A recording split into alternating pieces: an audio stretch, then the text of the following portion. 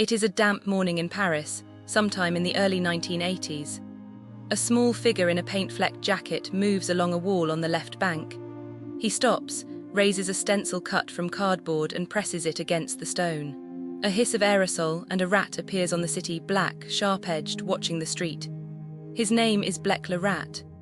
Before the world ever heard of Banksy, before stencils became a global language of dissent, this man was walking the streets of Paris at night, inventing a vocabulary. He is the quiet origin point of a movement that would one day fill auction houses and museum walls. And for years, almost no one knew his name.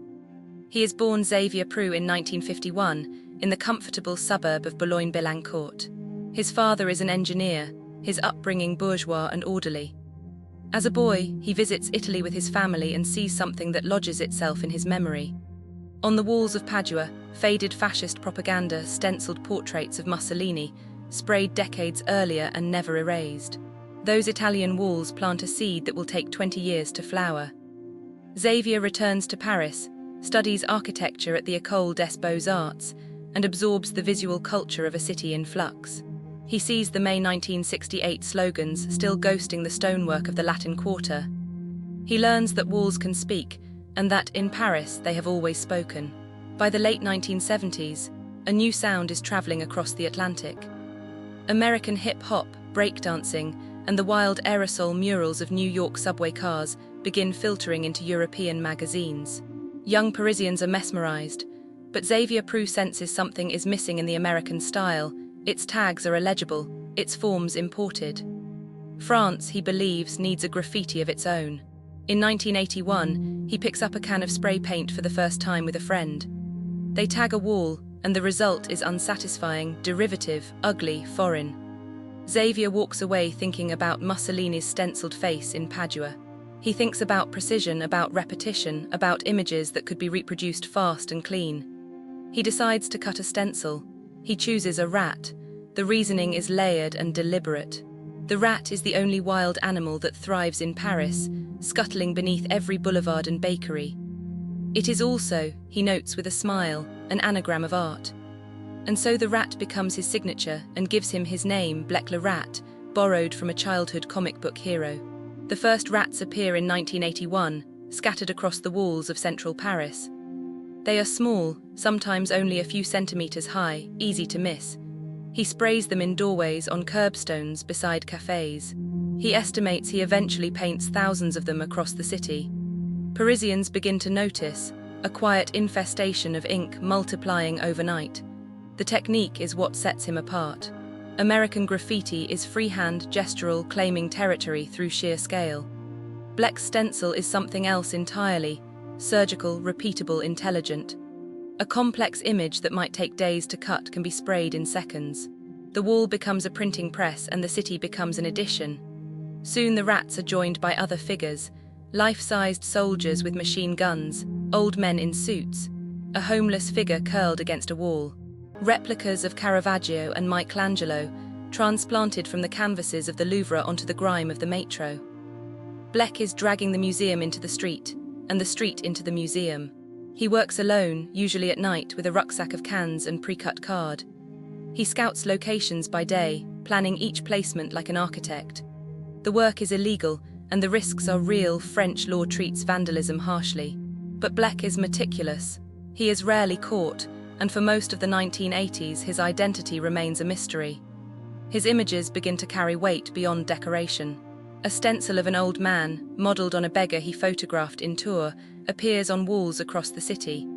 It is silent social commentary, the invisible made visible. Other artists begin to notice.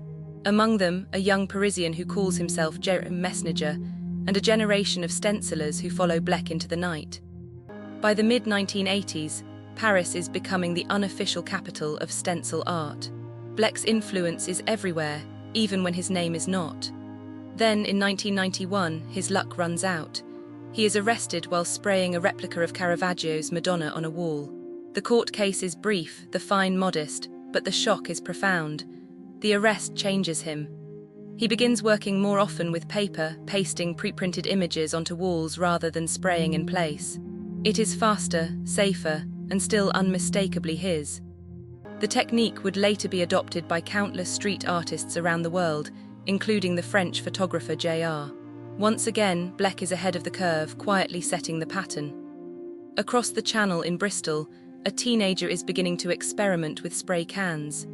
He will later admit that everything he tried to do, Blek le Rat had already done 20 years earlier. The teenager becomes Banksy. The rats that scurry across the walls of London and New York carry, knowingly or not, the DNA of a Paris original. Blek is generous about it. He calls Banksy talented, even brilliant. He bears no resentment for the fame that lands on his successor while his own name remains, for years, a footnote. The acknowledgement, when it comes, is mutual. Banksy himself has said that every time he thinks he has painted something original, he finds Blek le Rat has done it before, only better and earlier. In the 2000s, the world finally catches up. Blek's work begins appearing in galleries from London to Los Angeles. Collectors hunt down original stencils. A 2008 book, simply titled Blek le Rat, gathers the work of nearly 3 decades. The anonymous figure of the Paris Knight is now invited to lecture at universities and museums. Yet he keeps working in the street. Into his 60s and 70s, he is still out at night, stencil in hand, refusing the comforts of pure gallery life. His subjects shift with the times: refugees, war, the dispossessed, but the method remains the same. A cut piece of card, a can of paint, and a wall that does not yet know it is about to speak. His legacy is harder to measure than his arrests or his prices. It lives in the rats of Banksy, the pastes of J.R., the stencils sprayed in Cairo during the Arab Spring and in Kiev during war. Every time a wall in a contested city speaks in clean, repeated images, Blek le Rat is somewhere in the lineage. He gave protest a printing press. It is a damp morning in Paris, decades after the first rat appeared. Tourists pass a small black figure on a left bank wall, scuffed but intact, and most do not look twice. But it is still watching the street, the quiet signature of a man who taught the world that a city's walls were never silent. They were only waiting for someone with a stencil and the patience to listen.